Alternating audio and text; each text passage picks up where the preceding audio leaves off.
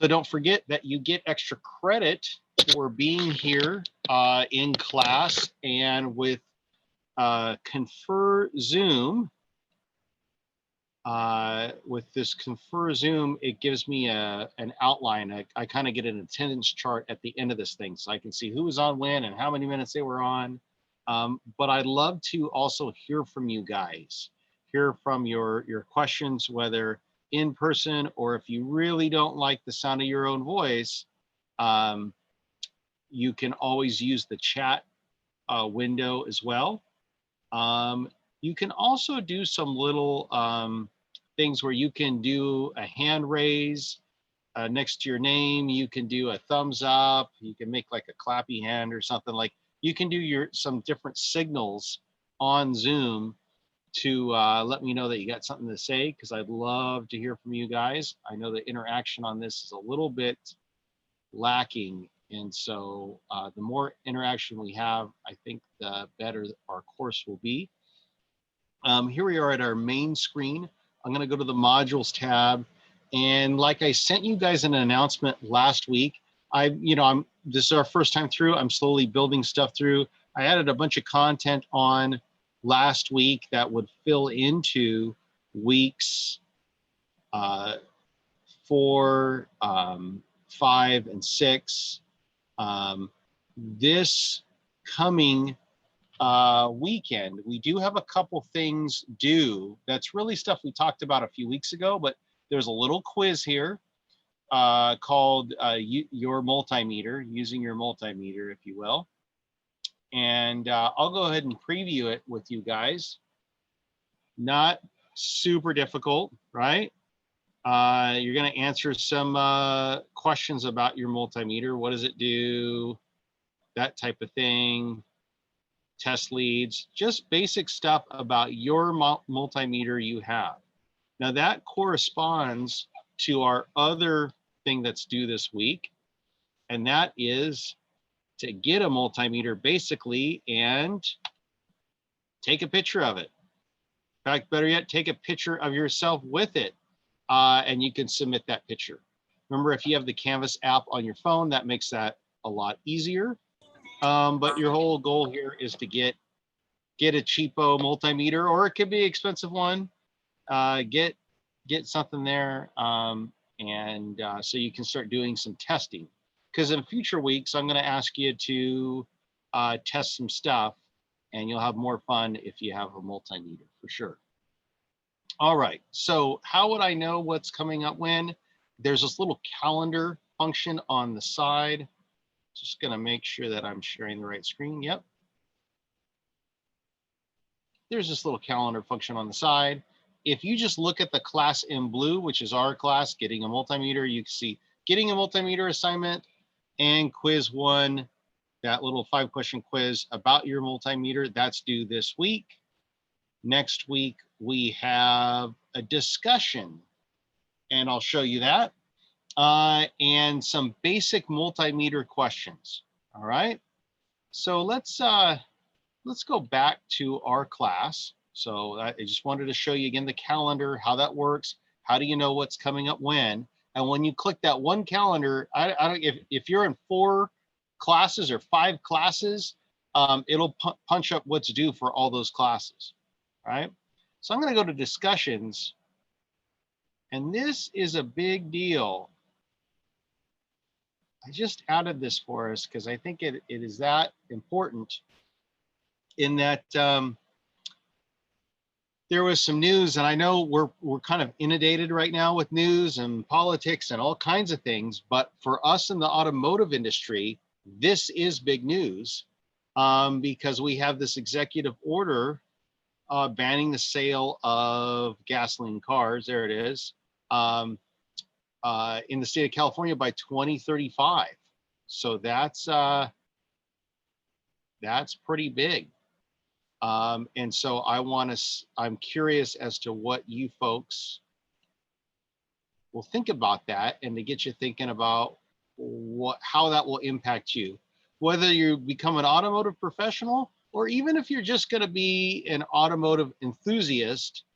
How do you think that that will impact you? So there's a few questions to prompt your thoughts on that topic. So that will be due next week. So remember, use your calendar. That will let you know what's coming up when. All right, moving right along. We are going to jump into our course content for the night. And that means that I am going to change my screen share. And we're first going to go back to my multimeter presentation just to talk about hooking up your meter for voltage drop checks. Remember that I like to say that you have two different types of circuit problems, components, and connections. Now we know we also have short circuits and other things, but oftentimes we either have a bad part on the vehicle or we have a bad connection somewhere. How do we figure that stuff out? Usually we're doing voltage drop testing. That's the most common measurement you'll do. And that's why you can do that even with a cheapo multimeter that you got from your local auto parts store or Harbor Freight Tools or Amazon or whatever. So here we're measuring the source voltage of this thing that looks like a bunch of lines. Remember, that's our battery, right? And you can see we were measuring 2.7 volts. And we then went over here and it's down to 11.85. And so what that would tell you is that, oh, between there and there, I dropped almost 1 volt, right? And that would indicate to me that, man, I have some resistance on my supply side or positive side. So we would say we have a supply side problem. We have excessive voltage drop hidden in here. I can't see it, but there's got to be some resistance lurking in here, resistance hidden in there that I can't see, but I can measure it with my meter. Okay. So then I can start working my way backwards. So notice that I went from here, 1185, to there, 1187. Not much change there, right? Okay. Then I keep going. Oh, 1268.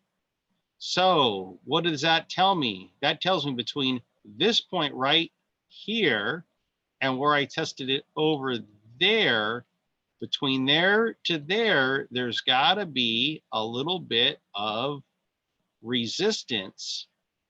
That resistance is causing the voltage to drop when there's current flowing through the circuit. Here's the switch, by the way. That's the switch, and it's on right now. So in this case, it looks like we have a picture. It's a little electric motor. The motor will be spinning, which is applicable to what we're going to be talking about tonight, because we're going to be doing some viewing of a starting circuit or cranking circuit. So the motor would be spinning and I'd be measuring that voltage drop, okay? If I were to switch the switch off, this voltage drop would go away and the motor would stop spinning because now I don't have any current flow, right? Remember that resistance essentially is like a kink in the water hose there. So if I draw like another line on here, remember that this is like this wire, you could say it's like a fire hose and electrons are flowing through there. Resistance would be a big kink in the hose so that as the electrons tried to go through, they would get stopped and they get held up before they could squeeze through.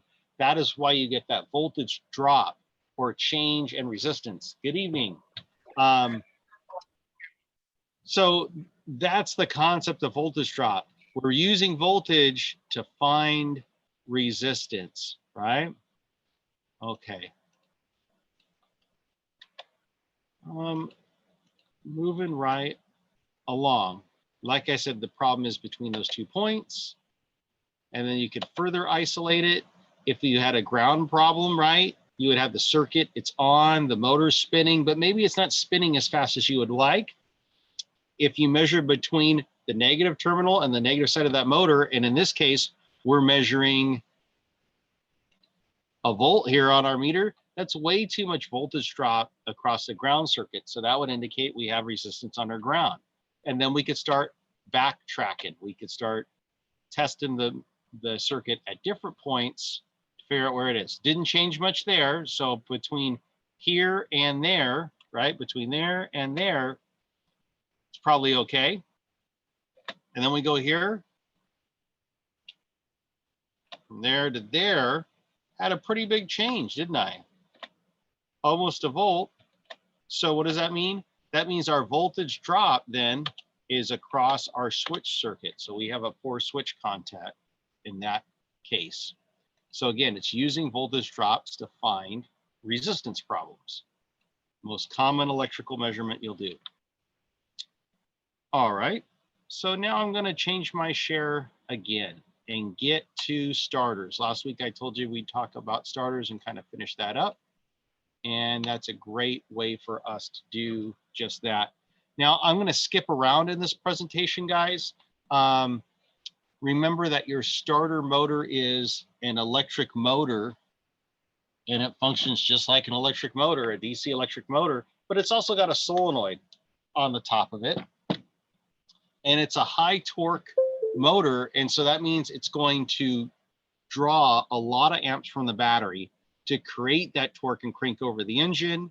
Of course, we have some physical gears in here, right? We have some physical gears to make things function correctly with our pinion gear and our ring gear. And of course, the gear reduction that increases the torque value of the starter so that it can actually crank over the engine.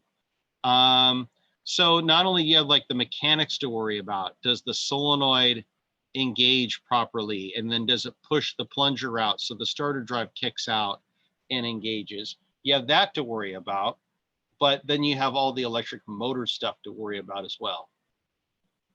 So we'll clear those drawings. So the motor part works like any electric motor, where we have an armature winding, and then that's interacting with magnetic fields. However, in a starter motor, oftentimes they're not using permanent magnets, but they're using electromagnets for both the armature and the field windings on the sides. Here's what an armature would look a little bit more like. It's got many turns of wire. And then here's this, this would be like a fender mounted solenoid like you might see on a Ford, but that's basically like a heavy duty relay. In fact, that's all this solenoid is here. One like this, it's a heavy duty relay, but it also creates physical movement with the solenoid, which will cause the starter drive to engage. So you have electrical stuff and mechanical stuff all put together. That's why your starter is an electromechanical device, right? And both parts of it have to be working correctly for it to crank over this engine. I can't stress enough that the job of this starter isn't really to start your car, it's to crank over the engine. So sometimes I will call it a cranking system instead of a starting system, right? In the early days of cars, right? Model T days, you would have to get out to the front of your car and pull a handle over and physically crank the engine over by hand. And if you didn't have the ignition timing set right, it would likely backfire and break your arm. In fact, just last year, I was talking to a gentleman in the Model T club, where this group still drives around their Model Ts today. And he said that he's broken his arm 3 times trying to start his Model Ts over the years, okay? So the starting circuit, or more specifically, the cranking circuit, uses this electric motor to keep you from having to spin it over and possibly break your arm, right? Why do I like calling it a cranking circuit rather than a starter circuit? Well, because that's what its job is to crank over the engine. If you crank over the engine and the ignition system supplies spark to the spark plugs, and the fuel system supplies fuel up to the carburetor or to the fuel injectors, and then that rest of that stuff, the EFI system does its job, then once the engine starts spinning, the other systems do their job and it starts up, right? But the only job of the starting system really is to crank over the engine, and that's why I like to call it a cranking system.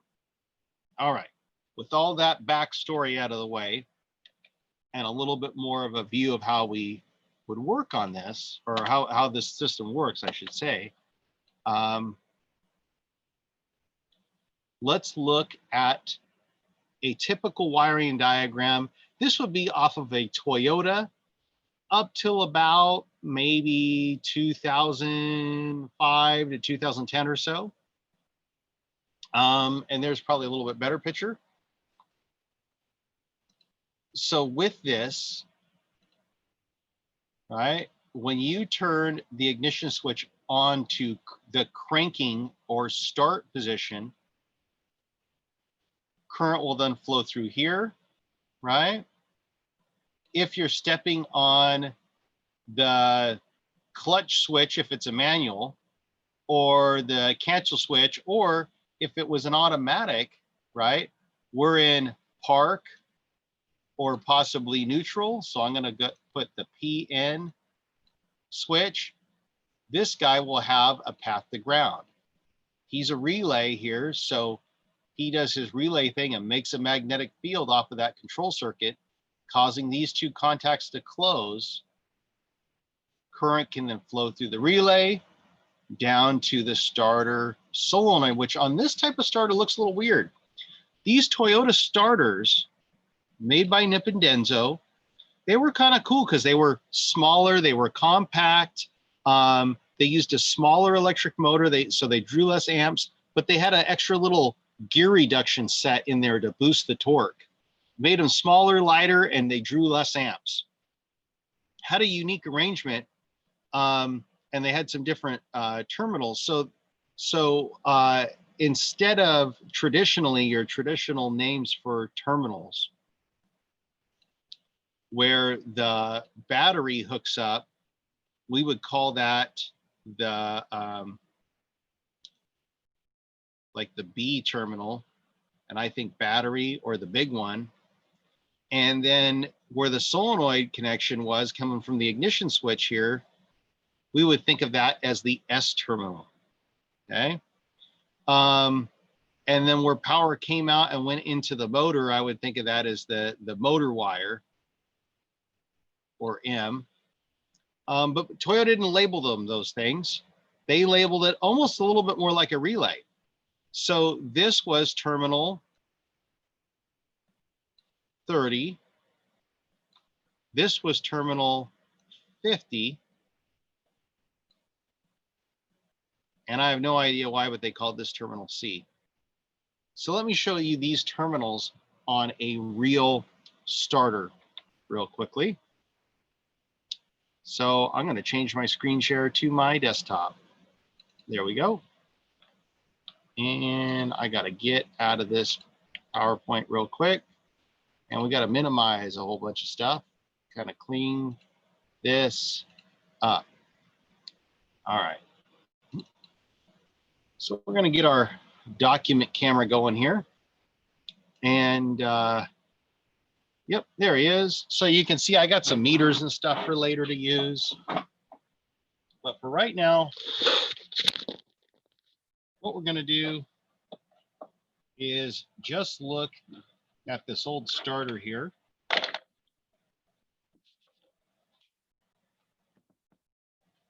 Okay, and specifically,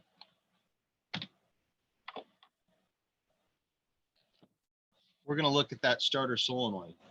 Now, I'm going to try to bring this guy up here, so maybe it's a little easier to see. One thing you'll notice is there's this terminal right here, where it's like a copper braided wire that goes into the motor. I would call that M for motor, if you will. Okay, I'm going to write that on this one. Maybe. I'm going to have a dead pen. Oh, I had that. Okay, silver Sharpie will work. Motor. Now this terminal here is where the positive battery cable connects. So I always called it the B, or battery terminal. And then if I flip this thing over, if we look at this side, here is where the ignition switch would connect. So that would be my S terminal. That's where I would provide power with my key. So S, battery, motor. S, battery, motor.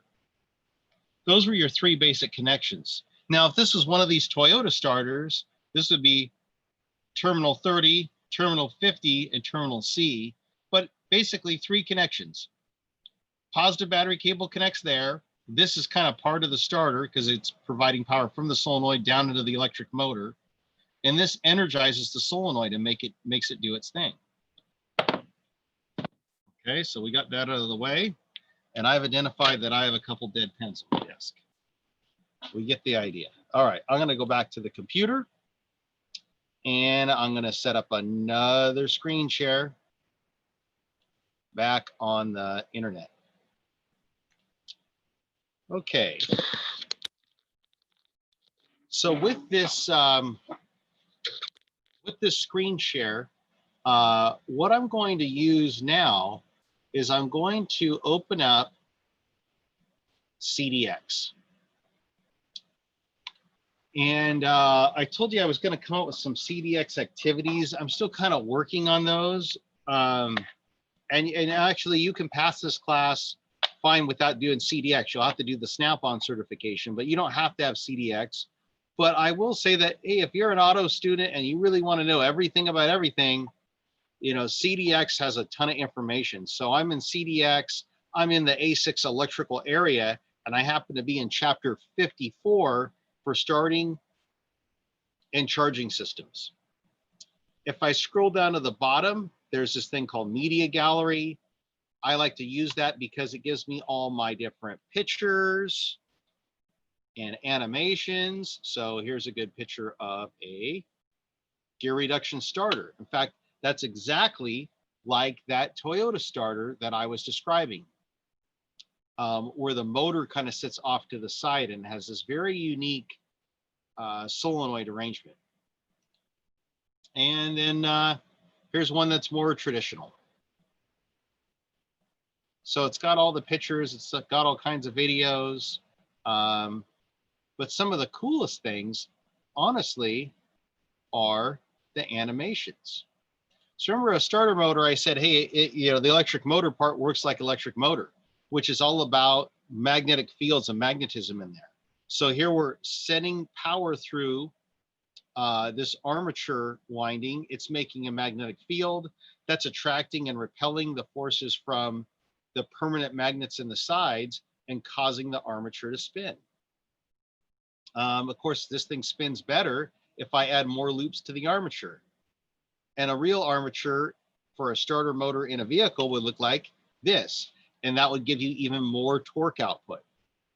Well, one of the differences between a modern starter today and maybe an older one is that the starters need to be smaller and smaller and lighter. So instead of making these magnets on the outside edges, instead of making those electromagnets, they are making these field magnets be permanent magnets as well. So it's pretty common to have what we call a PM, permanent magnet gear reduction starter. A PMGR starter is kind of commonplace. Why would you do this? Allows you to make the starter smaller. It allows it to draw more less amps, so it makes it more efficient. And it also costs a heck of a lot more money when you go to replace it. You might be able to get a starter for your old Chevy that's big and it's heavy and it draws over 100 amps, but it costs you probably less than 50 bucks. If you get a new car and you go to replace its permanent magnet gear reduction starter, it's not going to be 30 bucks. It's going to be like 300 bucks. So we have gone to a lot more permanent magnets in our modern starter designs. It makes them lighter, but it also makes them a lot more expensive when you have to replace them. All right, so the electric motor works like an electric motor, and it's all about attracting and repelling forces of magnetic fields inside the motor, right? Okay.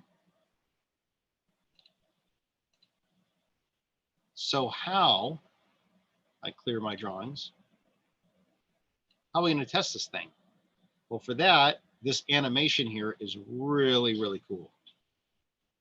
So kind of like the diagram I was showing you earlier, where they had a starter relay in line here with the ignition switch. That's pretty common. So notice right now we're measuring available voltage from the battery, and the battery's sitting there at 14 volts, which seems kind of high. I don't know, why is it that high? Maybe the car was running or something, or well, no, it can't be running. The key's off. I don't know. The guys who programmed this at CDX, that seems a little weird to me, sitting there with the surface charge. But you know what I'm going to do now? I'm going to crank it over. So I'm cranking this engine over for no more than 15 seconds. We're measuring the battery's voltage. We have some readings right here, testing this thing. Looks like he's going down to 9.8. My question for you guys is this. In fact, let me turn it off. Notice that even the relay opens up here. So the relay opens and closes. And then look over here at the solenoid, and you'll see it's doing its thing as well, right?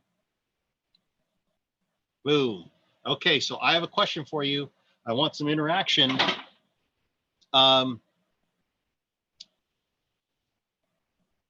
It's cranking over the engine. It's 9.8 volts. Would you consider that to be an acceptable pass on a available voltage cranking test? Cranking over the engine, I'm dropping down to 9.8. Is that acceptable available voltage while cranking? What do you guys think? You can give me a shout out. We could put it on the chat. What do you guys think? Cranking over the engine. Sounds okay. Maybe the car's seems like it has a little bit of a hard time starting. And I see one thing in the chat here. Matt says yes. Matt, thank you for playing along. I appreciate it. Great job. Okay. But Matt, I suckered you in because that's not a pass. I don't know why they programmed this way. Remember that it really should be, if I can get my writing tools up here, 10.5 volts. Oops, where'd that go? 10.5 volts while cranking. Why is that? Well, because modern cars, and I'm going to use this term loosely, modern cars since the 1980s are computer controlled, right? Meaning that they have an ECM, electronic control module, or engine control module. Sometimes they'll call it a powertrain control module. They'll have a computer in here to run the darn car. And the computer is not super happy with 9.8 volts. In fact, the computer really wants to see 10.5 or better. Otherwise, it starts to freak out. And so what you'll find is if you have a car and it cranks over at 9.8 volts, just like the meter's connected here, right? I'm just hooked up to the battery and I crank it over. You might have a car that takes longer than it should to start. It could, in theory, not even start up at all, or it could have a prolonged crank time or run a little weird when it first starts. I mean, that's a concern. The computers really want to see 10.5 volts while they're cranking. And you say, well, that seems kind of weird. Like, what's the deal with that? Well, the computers need to see enough voltage so that their circuitry will work correctly and they can fire the spark plugs at the right time. They can turn on the fuel injectors at the right time. And if they don't see that, they may not do those things correctly, and then the car won't start. I'll give you a little side story on this. I was doing a hybrid vehicle training at PG&E for their technicians. We had a GM 2-mode hybrid. So it's basically a Chevy truck or GMC truck, and it doesn't even use a starter motor. It has a big hybrid electric motor thing, okay? And my students had been testing it with scan tools. They had the key on, they had the headlights on. They ran the battery voltage down, and the battery voltage had now dropped, and it was sitting at 11.5. You think, well, 11.5, that's more than 10.5. And heck, I don't even have to crank over an engine because the high voltage battery, basically the computer would come on and say, okay, high voltage 300-volt battery pack, do your thing, send power to the big motor generator and spin over the engine. And at 11.5 volts, it wouldn't do it. It would not start up because those computers wanted to see that the battery voltage was 12 or more before they would activate the hybrid system to crank over the engine. So for a regular car that uses a conventional starter motor like you see in this animation, I want to see 10.5 volts while I'm cranking. So CDX made this thing a little bit low, but maybe they were doing that to give us some conversation, right? Now, I've been cranking this thing so long, if this was a real starter motor, we would have burned the thing up by now. Okay, I'm going to turn them off. Now, if I was concerned about voltage drops, I would test both my positive side and my ground side. So how would I hook up my meter? Boom, just like that, to measure the voltage drop across the positive side of the circuit. Now, notice that they have the positive lead of the meter on the positive battery post. Negative lead is on that battery terminal I was talking about before, where the battery cable connects, the big stud looking one there. Doesn't matter. Could I switch the polarity of my meter leads? Yeah, it's just going to have a little minus sign on there. Basically, while you're cranking it over, the positive battery post is more positive than it would be over here. So this would be the right way to hook up those leads. But quite honestly, I don't care. I can hook up the leads one way or the other way, as long as one lead is hooked to the battery terminal of the solenoid, the other lead is hooked to the positive battery post. I'm going to get a reading. I don't care if there's a plus or a minus ahead of that reading. I care what the numbers are. So now I don't see anything here until I start cranking over the engine. So I do that. Boom. And now what is happening here, gang, is that current is flowing through the ignition switch, through the relay, going into the starter solenoid. At that point, it makes a magnetic field in here that causes the solenoid to energize, which bridges this gap here. And then that allows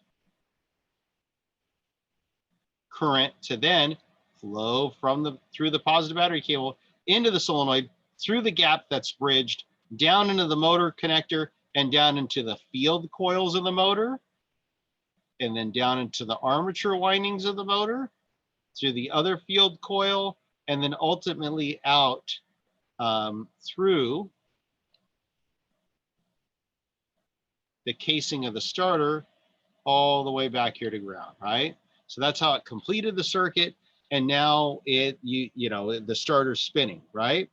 We are measuring how much voltage is being lost between here and there on that positive battery cable. So if there's any resistance in this cable, we're going to pick it up, and we are picking up a little tiny bit at 0.21 volts. What is considered to be acceptable? Well, kind of depends on who you ask, and it depends on what kind of starter it is. The starters that draw more amps, you can usually put up with a little bit more loss. So I would say if it's an old school starter, maybe I could withstand a volt. Oops. 1 volt to drop. That's what that's supposed to be, 1 volt. But most newer starters, honestly, I would like this to be within 0.5 volts or less. We're at 0.21 volts. We're less than 0.5, so we're A-okay here. All right. Clear out some of that stuff. So now I'm going to do voltage drop on the negative side. And I'll turn it off. Notice that when current is not flowing, I'm not going to measure any voltage drop. Current has to flow through the wires, through the connections, for me to see the resistance, to see the voltage being dropped. So I don't see anything now. I crank it over. I got 0.21 volts. Again, anything less than 0.5 is considered to be okay. I would prefer it to be less than 0.2, but that's okay. All right. In fact, if I added those both together, there's still less than a volt total. And so that makes me happy. Okay. All right. So we just did our voltage drop on the ground side. Remember, this is voltage drop on the positive side. So voltage drops, power and ground, both of them together are still less than a volt. This thing should crank over very, very nicely. I really don't want to see more than a half a volt loss on the power side, and preferably no less than 0.2 of a volt on the ground side. But ultimately, it's like, well, if you put them together, how much are you losing? Really don't want to lose more than a volt total. All right. Different circuits kind of have different allowable amounts of voltage drop. You can drop a little bit more voltage when you're flowing a lot more amps, is how that works. Okay, let's get this thing to quit cranking. So what about our solenoid? Let's do some testing on that. If we did voltage drop across the solenoid, we could see what that is as we cranked it over. Notice that when it's not cranking over, now it's measuring 12 volts. Why? Because there's no current flowing, and this side here is essentially connected to ground. This side over here is essentially connected to the positive battery terminal, so it's going to measure 12 volts. When I go to crank it, now current will flow, and I'll actually get my voltage drop reading, which again, they're saying is 0.21 volts. I guess you can see the flaw in the graphic. They should have changed this number each time, but they didn't. All right. So he's not dropping very many volts. In fact, that's really, really good. It's less than a half a volt. What about to the ignition switch? Again, if I have this thing, if I disconnected it from the battery, it would say 12 volts when I cranked it over, but really I care about it being hooked up. So we back probe the connection. I hit the crank button. Now you can see my voltage drop between the ground side and here. And so it's kind of weird how they hooked this up. That's not normally how I would have done it. And I'll tell you the difference here. They're going between ground and here, and we're dropping 9.76 volts, right? What does that mean? Well, if this battery, let's say he started out at, well, just to keep it even math, let's say the battery voltage was 12.76 volts at the battery, okay? And now I'm measuring 9.76 volts between the starter solenoid and the motor. What that means is if I hook this up differently, if this lead wasn't hooked here, but this negative lead was hooked over here to the positive battery post, I would be measuring the voltage drop basically of this wire, the ignition switch, the relay to there. And that's much more realistic because I want to know if the wiring, that their wiring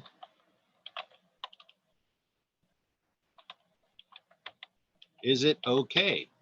Well, based on our math, what that means is if we started at 1276, we got 976 there. I'm not super happy with that wiring because we're losing 3 volts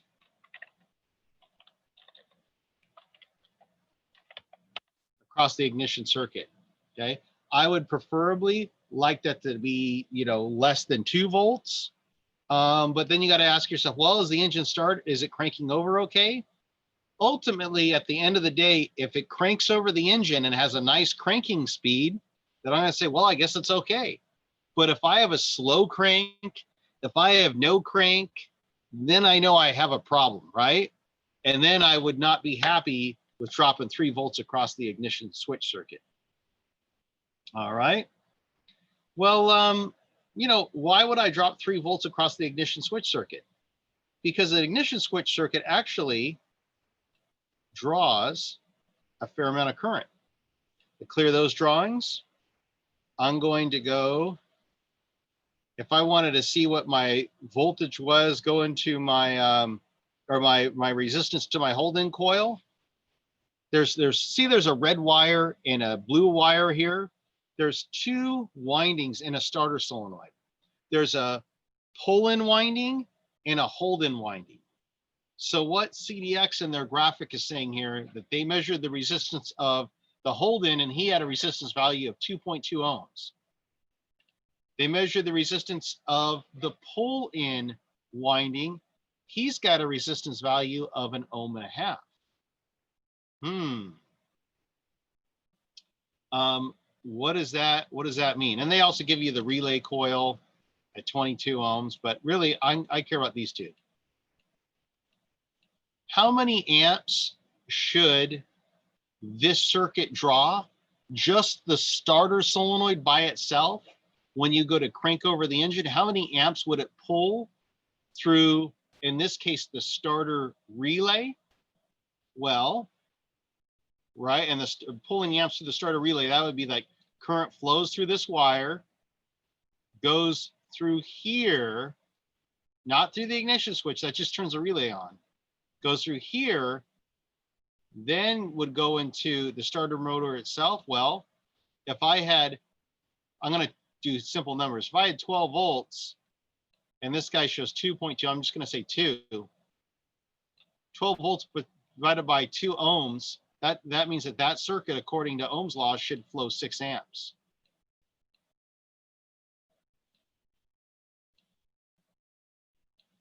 What about that winding? I'm gonna round that down to 1 amp. 12 divided by 1 would be 12. So that winding, he would flow an additional 12 amps. So if I did the math, I added those two together, that means just the starter solenoid would be flowing 18 amps of current. That's a fair amount of current. In fact, if you actually went to test this, you would find that a starter solenoid, when you first turn it on, that sucker draws like 30 or 40 amps. And then it drops down to maybe 15 to 20 amps. So there's a pretty good amp draw just making the solenoid do its thing. That's why modern cars will use a starter relay, so that we're not trying to flow 20 amps through the ignition switch, okay? Because that burns out your ignition switches a lot faster. So that's why modern cars will use a starter relay. On a Toyota, this relay usually is colored purple, but anyways. All right. I'm going to clear out all my drawings. And I want to click one more thing that I don't know if I've clicked before. Current draw. Oh, man. So notice I have an inductive amp clamp on there that picks up that electromagnetism. How many amps is this thing drawing? Boom, 140 amps. Remember I gave you these readings last week? I kind of gave you like general rules to go by here. I said, you know, 4 cylinders. These numbers are actually, in my opinion, a little bit high. What I found is 4 cylinders can vary down to like 80 or 90 for something that's really easy to spin, low compression, to 120, 130. I would have to have a pretty stout, like high compression 4-cylinder motor to be pulling 150 amps. 6 cylinders are going to pull a little bit more. 8 cylinders are going to pull more amps. These readings, there's a lot of amps here. You know, that would be more like older cars with not very efficient starters that are definitely not the permanent magnet type of starters. So kind of a cool graphic. I hope that helped you guys. So now, with all that background, I want to look at a real case study, kind of like we did last week, where we used one of my race cars, right? Well, I'm going to turn that off. I'm going to change my screen share here. And I'm not. Let's see. I'll go back to here. That thing. Okay. So much stuff on my desktop, I have to move stuff around. I'm going to go to this in a minute. All right, and now I'm going to do a new screen share, and that's a video clip. All right, this is my ugly face, and you're in the French family garage here. And the complaint is that, hey, I put on a brand new starter. In fact, I replaced this old beastie that actually worked, but hey, it's a race car. I wanted to save, 5 pounds. So I put on one of these new starters, like that Toyota style starter you see right there. Now, it does get a little tricky in that this is a Formula Vee. It uses an old Volkswagen motor. That old Volkswagen motor happened to be a 6-volt motor. So it's got a 6-volt flywheel, but it's been converted to 12 volts. And so it was a little bit tricky to try to get this thing all together and purchase the right aftermarket starter that would do basically what I wanted it to do. And I get it on there, and I'm real excited about it. And guess what? It doesn't work. So then the question is now, well, is the problem the new starter I got doesn't have like the right gears and stuff, and it's not engaging correctly? Is it an electrical issue? The old one, remember, this old dog cranked over the engine, so I'm suspect of my new part. So with that, let me turn the sound up.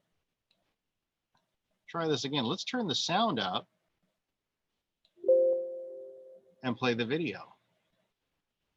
It'll be a little glitchy on Zoom, but I think we can deal with it. You can see the dash lights, so to speak, come on there, and we go to crank over our engine. This represents our ignition switch. This button below the steering wheel is our start button or cranking button. And so if I hit that button, it should crank over.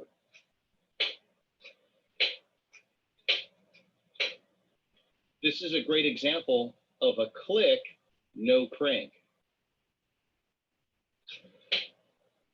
Click, no crank. So let's diagnose what's going on, starting with the battery. I'll do a couple of things here. First of all, this is the main power disconnect in a race car. It's turned on, so we can ignore this sucker and just say that the power is on and the battery here is connected.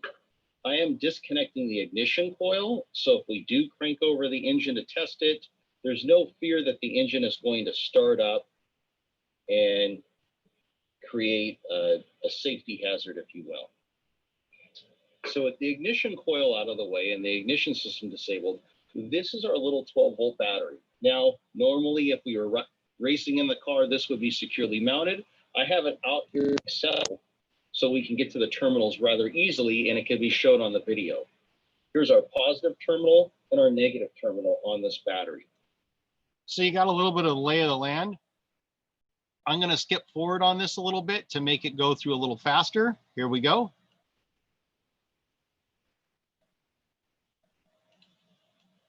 Battery sitting here at 12 volts. I go to crank over the engine. And remember, it doesn't crank. It does a click, no crank. Click, no crank.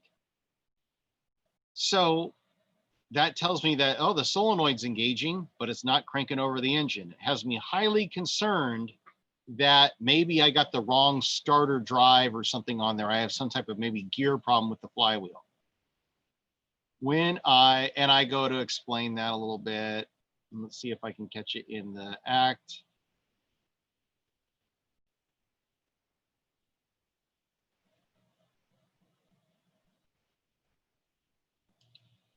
All right, so what I'm doing is you can see where I've hooked to what Toyota would call terminal 30, or where the positive battery cable connects to the starter. I got a pretty well charged battery at 12.5 volts. And when I hit the button, see if I hit it again, pretty sure I will.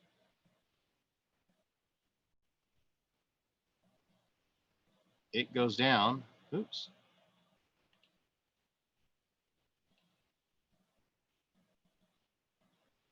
Turn the sound on there. Negative lead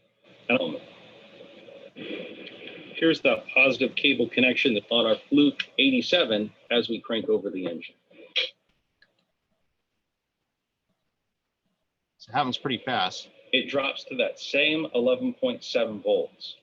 Okay, so I hit the button, the voltage drops to 11.7 volts, but it does not crank over. And I think, it's only dropping to 11.7 volts. It's certainly not taking 100 amps out of that little tiny battery, because I would expect it to drop down more than that. That's a sign that there's a resistance problem. So now I'm going to do my voltage drops, just like we did on the graphic from CDX. So voltage drops, power and ground, here we go. So if voltage is being dropped due to resistance in this positive battery cable that runs back to the starter, we'll be able to see that now. Notice that the meter will say 0 volts until I hit the cranking button or start button.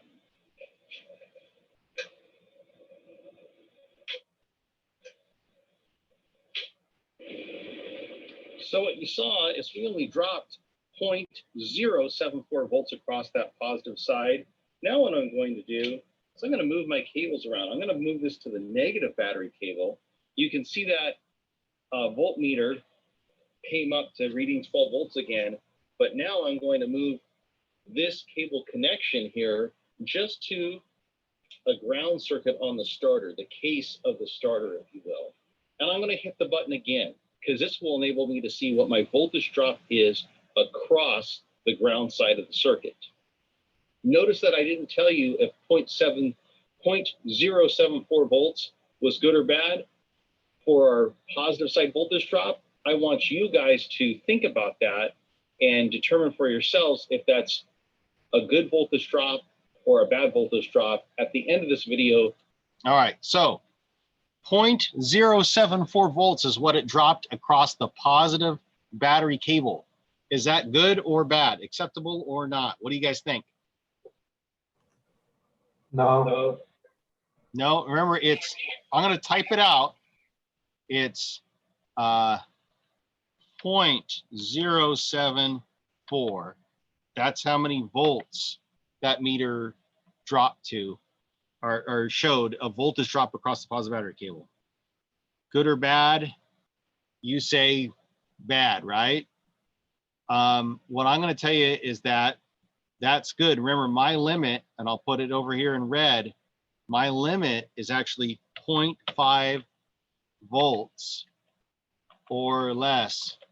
Okay. So that's fantastic, really, on the positive side. Now we're going to test the negative side. Get my mouse clicker We'll back come up. to some conclusions on the diagnostic. And then on the meter and hit the button.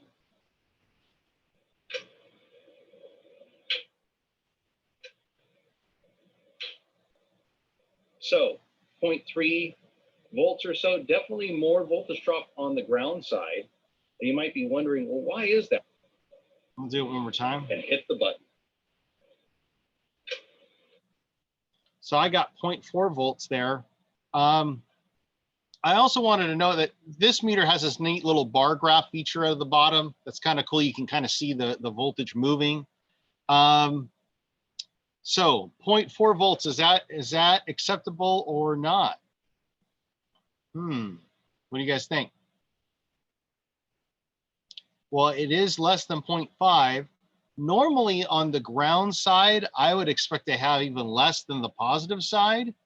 But as I explained in the video, this is a race car and it has this really weird switch thing on there on the side. There it is right there. It's for safety workers to be able to shut your car off. If you've crashed into a wall, you're unconscious laying in this race car and the engine's still running, they can run up and shut the car down by flipping that switch. And because that switch is located on the ground circuit of the car, it adds a little resistance to the ground side. But if I added I had 0.74, I'm going to add on my what was it? It was point like 402 volts. Oops. And I added both of those suckers together. Get that thing out of the way. Both of those together would still be less than a half a volt. So honestly, voltage drops, power, and ground, those things look okay to me. I didn't see anything there that really concerned me. So now I was even more concerned, if you will, because I think, oh my goodness, I bought the wrong starter. There's something wrong with the starter drive. And mind you, that you guys that know me know I'm an engine machinist. So I've measured the starter drive teeth with a dial caliper to the thousandths of an inch and double, triple checked everything. And everything seemed like it fit perfectly and was the right one. So I'm getting a little concerned at this point. Something's not right. So I'm going to move forward a little bit. And I'm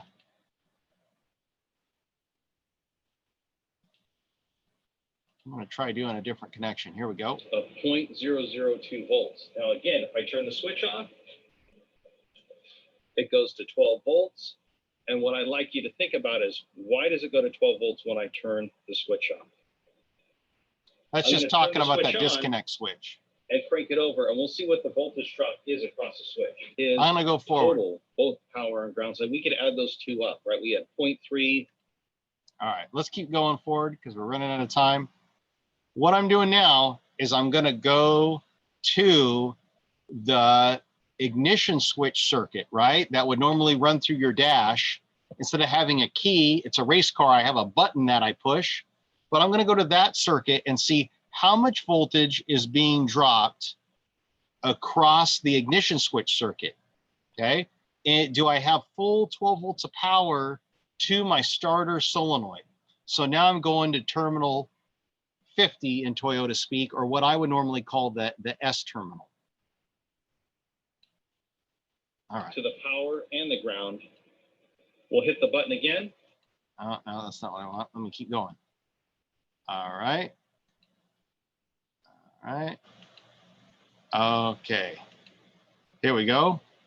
It's pretty darn good for a cranking circuit. So with that, we have to determine, well, where's the voltage drop coming from? Maybe it's through the ignition switch circuit. Let's test that next. So now I've connected, just to see if I'm getting good voltage to my ignition switch, I've connected my positive lead to the S wire of the solenoid, or the starter solenoid wire, and battery ground. And I'll hit the button. Notice there's no clicking now because I'm not getting any voltage to the solenoid. You can see full voltage, or the starter solenoid wire and battery ground. And I'll Okay, wanted to pause it right there. So like I said in the video, if this isn't clear, basically I've disconnected the wire from the ignition switch and hooked it directly to my multimeter. And when I hit the button, because now the solenoid is disconnected, so I'm not measuring voltage drop, I'm measuring available voltage on that wire, which a lot of mechanics will do. And I hit the button and the meter says 12.51 volts right there. And like a lot of mechanics would say, is I'd be like, oh, well then that looks good. I'm getting 12 volts to my ignition switch, through my ignition switch to the starter solenoid. It should be working. So maybe I got a bad solenoid in there. So again, it's further solidifying my thought that either my solenoid's bad in my starter, or I have some type of starter drive problem where the gear comes out and it can't engage properly. And so that prevents it from cranking over. Right? Those are my two scenarios. Because you can hear the thing move, right? It did go click every time I hit the button. All right, so what do I need to do next though? At this point, do we think we just need to throw a new starter on this thing? What do you guys think here? What are your thoughts? Not everybody at once. You're beating me up here. The interaction is absolutely off the charts, outstanding.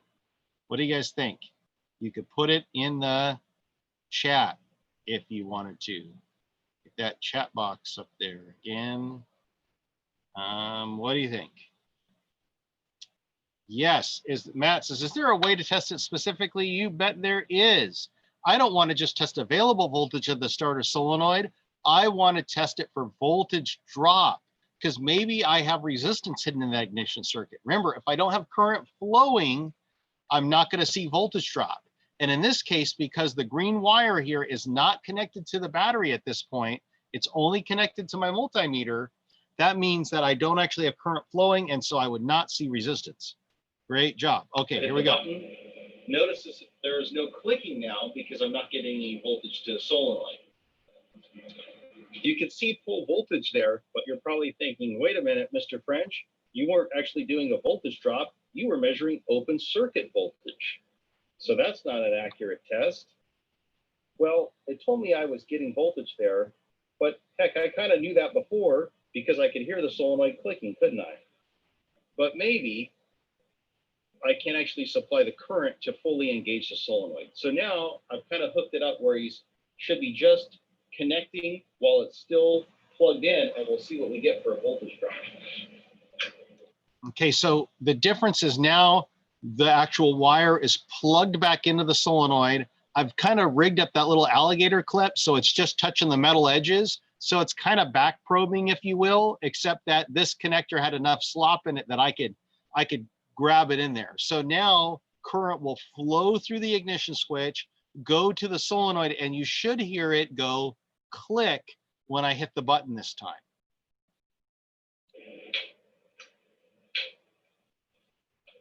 I know I was connected to the solenoid because I could hear it click. And wow, what I just saw. Okay, let me play that part again because it happens fast, it's hard to see. Here we go. I can't actually supply the current to fully engage the solenoid. So I turn my voice off so you don't need two Mr. Frenches talking to you at the same time. So remember, you heard it go click and you see the meter move. Boom. Oh, try it again. And I couldn't see what it was, so I had to turn the meter to me.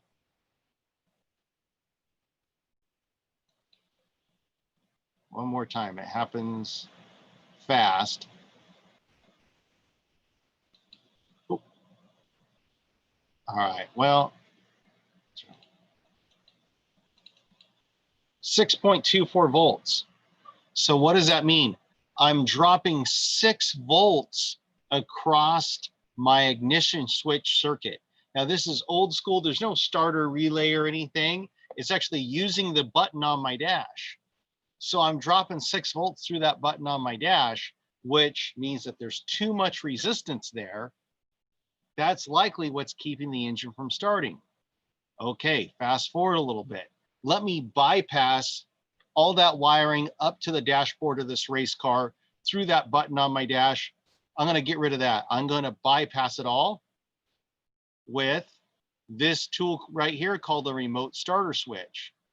So I get him hooked up. There he is from Sears. Probably cost me, $15 30 years ago. Here we go. So I hit the button. To that starter solenoid circuit. Let's see if now it cranks over. It sure does. So what did that tell us?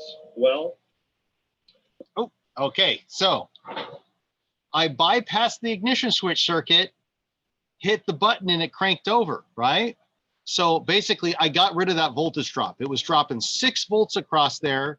Now that my little remote starter switch probably drops like 0.5 volts. It's not dropping next to nothing. And when I do that, that thing cranked over really nice. In fact, it sounded good. That nice tight starter sound. Why did that work that way? What do you guys think? What happened? What is my problem? What do I need to fix on the race car? I haven't fixed anything yet. What do I need to fix on the car? And I'll put the chat back up so I can see that thing. What do you guys think? I know we're running over on time, so anybody. Yeah, I don't care if you're wrong, if you're right, best guess, heads blown up, what do you think? Who still has a pulse out there? All right. I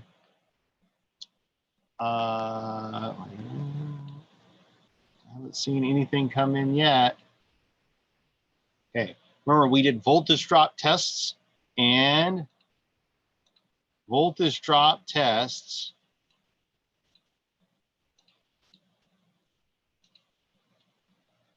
Let's change color on that. Voltage drop tests, they indicate or equal resistance. We dropped 6.3 volts across the ignition switch. So that meant at best, we were only getting 6 volts to the starter solenoid, which was not enough to fully engage it. And because it could not fully engage the starter, then it couldn't get power from terminal 30 over to the C terminal, Coyle would call it, and it wouldn't crank over. So 6 volt starter solenoid, not enough, right? No go. All right. So here's what I'm going to do. Switch this back to the mouse. Throw up our document camera. Boom. I got to change my screen share though. Too much technology. All right, share screen, desktop, share, camera. All right. So putting this all together. All right. So if I look at the solenoid, and I'm gonna shim them up here again. Okay. So voltage drop to this positive battery terminal, that looked good. Voltage drop to the case of the starter, ground side looked good. But voltage drop right here, I was losing 6 volts, which meant that at best I was only getting 6 volts to that pin right there, and it wasn't giving me full starter solenoid engagement. When the starter solenoid engages, that is what causes the starter drive to come out. I can pull it out. It's a pretty tough spring. So it's got to fight that tough spring out. And then once it fully engages the starter, what does that do? That bridges a little metal disc inside the solenoid. That metal disc is between these 2 pins. So it bridges a pin, a disc between those 2. And that's how I get power from the positive battery terminal, right? From here, goes through the disc to there, down through this wire, into the motor, right? And that wasn't happening because I was not fully engaging the solenoid. So, perfect example where you had a resistance problem. Now, why do you guys think that the old starter worked and the new one didn't? What's that tell you? Well, I won't kill you because I don't want to blow your heads up anymore. Apparently, this starter solenoid design, he's a smaller solenoid than the other starter. He probably draws a little bit less current, and so he could work at 6 volts adequately where the new one couldn't. Basically, just the change in starter design made that the new starter needs more current flowing through the solenoid to fully engage than this older guy does. But remember, this thing weighs like, I don't know, 15 pounds just about, whereas the newer one probably weighs like 8 pounds. So in racing, weight's a big deal, right? Plus the other one just looks way prettier, right? That screw, by the way, that holds the heat field coils on the inside of that starter motor. So I'll save this one as a spare, but now I got to rewire my dash. Okay. You know how I like to end on a tech tip, and you could argue and say, "Hey, Mr. Fresh, that whole lesson was a tech tip, right?" Yeah, it kind of was. It was a case study, is what I call it. But I want to give you another little tech tip. Now, I know some of you guys have little cheapy meters like this. Some of you guys have some nicer meters. I don't know if anybody has one this nice, but that, you know, that's these are nicer ones. And you probably have been thinking like, well, wait a minute, Mr. French, if you can do all the tests that you've done in class with one of these cheapy meters, why on earth would I ever buy a meter like this? Or why on earth would I ever buy a meter like that? Meters that cost several $100s, okay? You know, tonight when we were playing the video, there were several times where I would have to pause the video and try to see what the reading was. There was a couple times in the video where you saw me struggling to read what was on the screen. Nice meters have the ability to basically do like flight recording. See how this this snap-on meter, it says record right there. Okay, it also has a hold button. This fluke meter, and of course, this snap-on meter, he's trying to compare himself to this fluke, right? This fluke's kind of like the industry standard.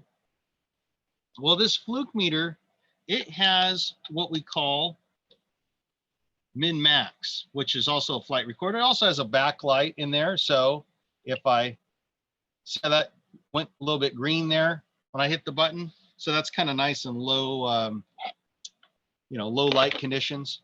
All right, so I have him on my battery right now, and he's hooked to my battery. And maybe I thought the car was having a hiccup. I'm doing some testing, but it's hard for me to see the meter while I'm doing the testing. If I hit min-max,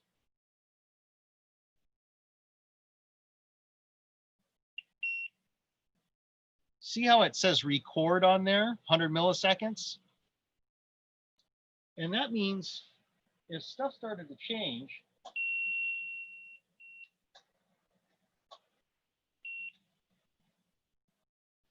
and then everything went back to normal, and maybe I didn't see it, I should still be able to see it and play it back later. In fact, in a minute, this one's going to beep at me, and it's going to tell me what happened. And it's got a pretty long record function. So every 100 milliseconds, it's going to take a reading. Okay, so I'm going to hit min-max again. It's still recording. It says the maximum voltage it read was 13.24. The minimum voltage went down to 11.24. So you could use min-max, basically this record function, and it would have made like a lot of the tests that I did in that starter diagnosis video.